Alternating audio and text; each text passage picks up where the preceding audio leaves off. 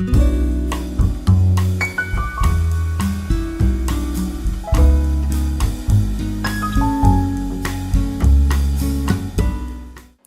there, YouTube and vinyl community. I got inspired by one of the latest videos of MeanMr Mayo, who showed what kind of records he is going to remove from his collection. He's been culling in his collection, and I got inspired by it because I have also been doing my yearly culling in my collection, and taken out some vinyl records, some 7-inch singles that is going also to be hitting the door, so to say. No longer be here in the house. I'm going to carry them to some kind of a second-hand store. I don't think that these are records either that is worth of trying to sell. So I'm going to show also which kind of records that I will remove from my collection. Many of them are because they are records that I feel like I'm not going to listen to anymore, that I feel like I have no interest for. Some are also duplicates. So I'm going to go off the camera and you will see the records. This is Swiss group Double and their second album, self-titled album. It is from 1987. I love their first album, Blue. It's a great one. I love their single, Captain of the Heart. But this album, this follow-up album, was very boring. So I just need the first album. This is an album I got for free. The Ventures, very modern Ventures, not the Ventures of the 60s that is most popular. Not something I'm listening to, so I have no use for it. This is a group called Toy Matinee. I got inspired when I listened on the radio, and I bought this record, and it's not bad, it's just uninteresting. I feel like I'm not going to listen to their self-titled album anymore. More compilation that I'm going to remove, I have no use for. This is a compilation with the dance hits from 1991. The album is called Mix Factory.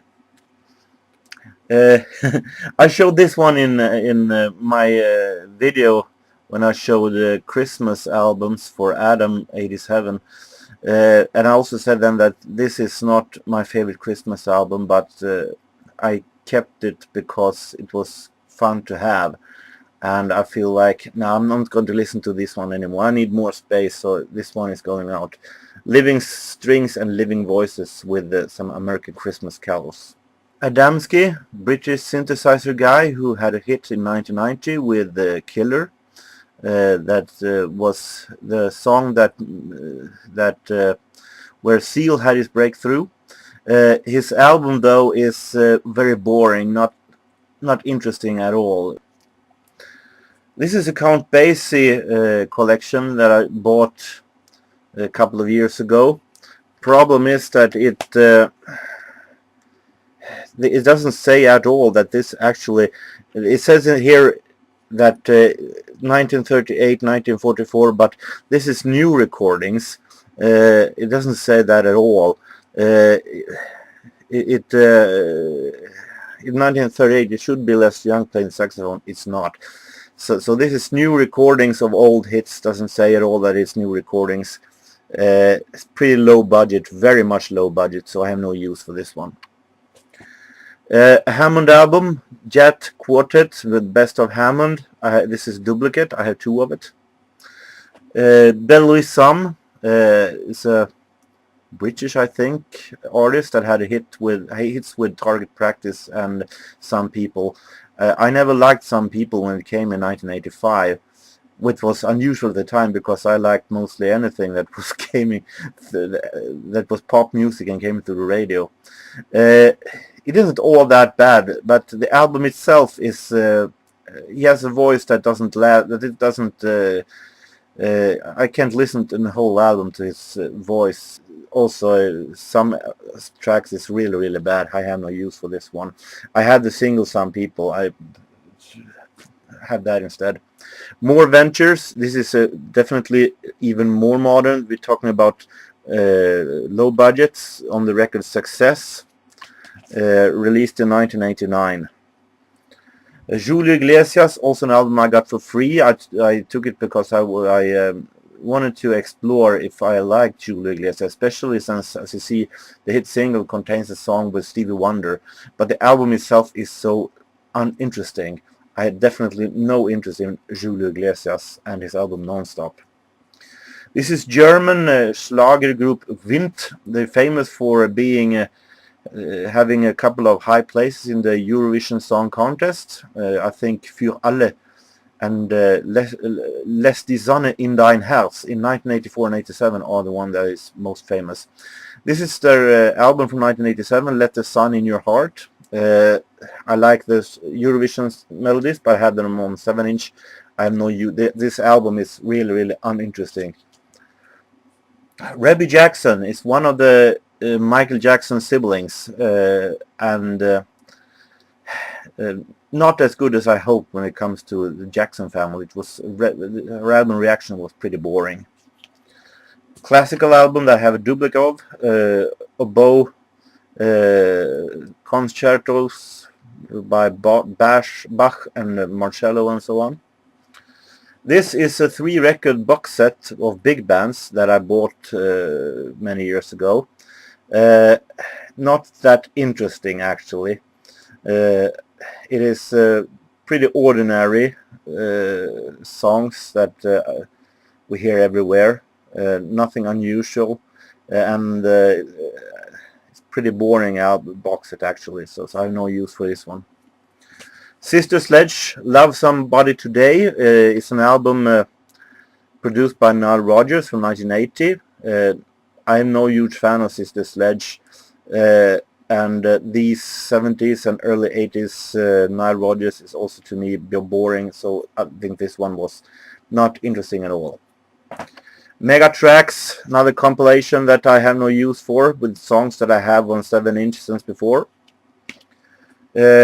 Eddie Condon All-Star Session. This one I could have actually kept if it wasn't one thing.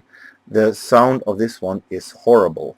It's the recordings are from 1944, but it sounds more like it's made in 1924. So the recordings are really, really bad. So I definitely have no use for it.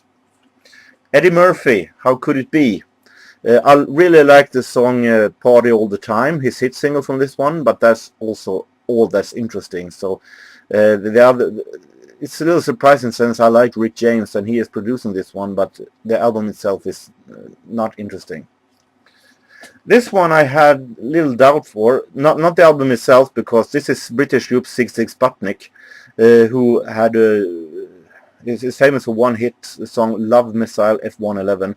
I really like that song. It's a childhood memory from the days when I loved songs with the different sound effects. But the album itself is really, really bad. There are many songs as just some kind of versions to twist and make Love Missile once again in another form. They're trying to ride high on the success of that song, and the album is really, really bad. But I have seen this one might be the most valuable record that I might remove from my collection, and I will move from my collection. So I haven't thought of it yet if I should give it a try or sell it, or if I'm going to give it away. The House Sound of London. I like British house music, but this collection was really, really bad. Long, boring mixes. So unfortunately I have no use for it. This is double LP set. The World of Tony Orlando and Dawn. Bought this one. I think this was one of the first 70s record that I bought now during my rediscovery of the 70s. But this album, who doesn't consist his hit single Tie Yellow Ribbon. This one is not all that good. There are some good tracks, but there are also some really bad tracks, so I feel I have no use for this one. This is a compilation of the 70s with songs that I want in singles or albums original. I have no use for the collection.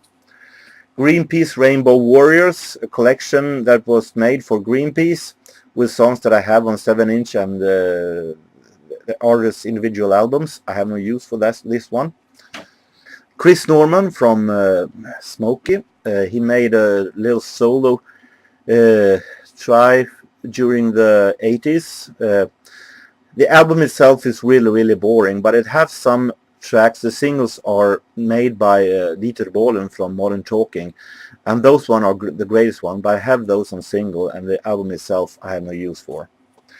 New edition, Under the Blue Moon, from 1986, I think. 85. This one is I don't see anything interesting in this one. I think it's okay, but it's uninteresting, so I have no use for this one. Paul Simpson, British disc jockey that had a hit with Musical Freedom in 1989. That one is a marvelous track, but I have that one on the one who sings on that track, Adiva. I have her album, and that song is on that album, and I also have the singles, so I have no use for this album. The album itself here is far more boring than I ever could imagine. I thought it would be a great and funky house album. It definitely is not, with exception from Musical Freedom. Effer David, famous for the song Words. The album is, I have that single. This album is definitely not interesting. Lee Ritenour, Earth Run. I'm a huge fan of Lee Ritenour, but this album was definitely not a good one. This is from 1985. The album was pretty stale. Also, I'm a huge fan of Starship, but I have the two albums that were the best. This third album, Love Among the Cannibals, were with one exception, The Burn, the single. The album was really bad now when Grace Slick had left the band. So the melodies are, she must have taken the songs with her when she left the band, because there are no interesting songs at all.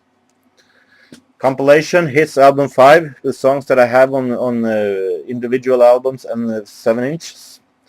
More Absolute Dance Hits from 91, singles that I have already. And another compilation, High Life, the songs that I already have. Count Basie Orchestra, Lester Young. This one is once again recordings from 1944. Sounds more like it's 20 years older. But this album actually is a part of the box set that I bought with Count Basie Orchestra during the record fair that I showed. And since it's a part of that box set, I have no use for this anymore. This record anymore. Collection from Giants of Jazz with Sidney Bechet from 1939 to 44. Too much Dixieland for my taste. Coming to this one, this is Swedish record label Sonora, who celebrated their 50 years anniversary by releasing this collection album. Not what I listen to normally. Collection with ordinary songs that I have already from 91. Another collection that I have already with songs. I talked about this one many times. I bought this in Stockholm. I like Carole King. I'm a huge fan of her and her 70s stuff, but this from 1983 I giving up hope on. It's too bad. It's too horrible album. Not the Carole King that I want to listen to. So I'm going to start collecting her 70s stuff, maybe some of the earliest 80s, but this one from 83 is really boring. I have no use for it. I will not listen to it anymore. And if I want to have a complete collection, I rebuy it another time if that would be the case. Katrina and the Waves with Waves from 1986. Thunder Street is a good single. The rest of the album is not all that interesting. Coming to some 12-inch that I have no use for. When I think of You, Janet Jackson, great song, but the radio edit here is just long, boring mixes here of the song. Same with this Michael Jackson, The Way You Make Me Feel. It's just long mixes. We have in here dub version, you have an a cappella version, you have one version who is 8 minutes long almost. So this is not what I'm going to listen to. Same with Smooth Criminal. I have this one on 7-inch also. The Shaman, British dance group with Love, Sex, Intelligence, also 12-inch without a real radio edit. No use for this one. Big Fun, Stock Aitken Waterman guys with singing with very high voices, little Mickey Mouse voices. This is a great song, Handful of Promises, but still no radio edit. We're having a whole lot of mixes here. This is Dajin, Swedish dance group, also with another song here called Around the World. No radio edit here. Gemini, Karin Anders Glenmark, produced by Abba Benny Andersson and Björn Ulvaeus. Another Me, Another You, really boring song. Fredag, I en annan del av världen, great Swedish band. Have that one already. It's a duplicate. Ida and Eric, Take a Break with Me. I guess you Swedish collectors out there recognize this album. This one was given, it was a commercial single given out for free in people's post boxes during in 1991, I think. I think every second-hand store had that one. And the song is pretty boring. I can't imagine why I had it for almost 25 years. All of a sudden, Swedish schlagerband, Inget att förlora, boring song. Avalon, Baby, You're My Love, they had one song that was great with a view of America, but this song follow-up is really boring. Britt Dahlén, Swedish blonde disco singer, midnight dancing, uninteresting and song that says nothing. Same with this Britt Dahlén single, Into the Night. One by One, boring Swedish song, Swedish band, and Hasse C from the Swedish group Noise and the single Alla är här. Jeremy Stewart, We Don't Have to Take Our Clothes Off, duplicate, I have this one already. Jazz single, Bill Harris and his orchestra with a couple of songs, really great jazz single that I have a better copy of, so I have no use for this single with that is little worn out in the edges of the sleeve. Chesney Hawks, remember the one and only. This is one of the follow-up singles, Secrets of the Heart. Boring. Frankie Goes to Hollywood, Two Tribes. Have this one already. It's a duplicate. The Alarm, Spirit of 76, also duplicate. Robert Palmer, Simply Irresistible. I don't think it is Simply Irresistible. I think it's boring. I'm no huge fan of Robert Palmer. He's made some songs that is interesting, but overall I think Robert Palmer is a very boring artist, and Simply Irresistible is maybe one of the more boring songs. Peps and Shirley, a great British group that I like. I like their album All Right Now, but this cover version of the Freeze single is not all. That is the album's worst song, no doubt. So I have no use for the single. I have the album already and the other hit singles. Nick Cayman, Nobody Else. Nick Cayman, boring. Carl Keaton, Love's Burn. Not the best 90s soul single I have heard.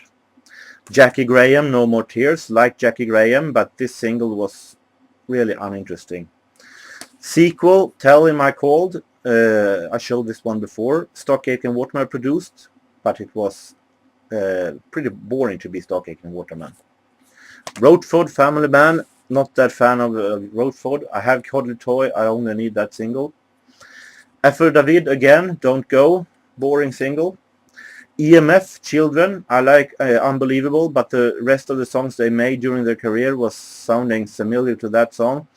And this one, Children, is a boring hit single. Philip Bailey from Earth, Wind & Fire, State of the Heart. Really boring single, actually. I prefer him in Earth, Wind & Fire. I love your Earth, Wind & Fire, but Philip Bailey as a solo artist, this single was not all that good. Duff, German synthesizer industry group with the gun, was really uninteresting song. Matthew Wilder, famous for the song Break My Stride. This is another single bouncing off the walls. Boring song. Bobby Tench, Still in Love with You. Boring song that I got almost for free. Spandau Ballet, Lifeline, duplicate. Simple Minds, the Amsterdam EP, duplicate. Secret Service, Let's Just Chance Just a Little Bit More, duplicate.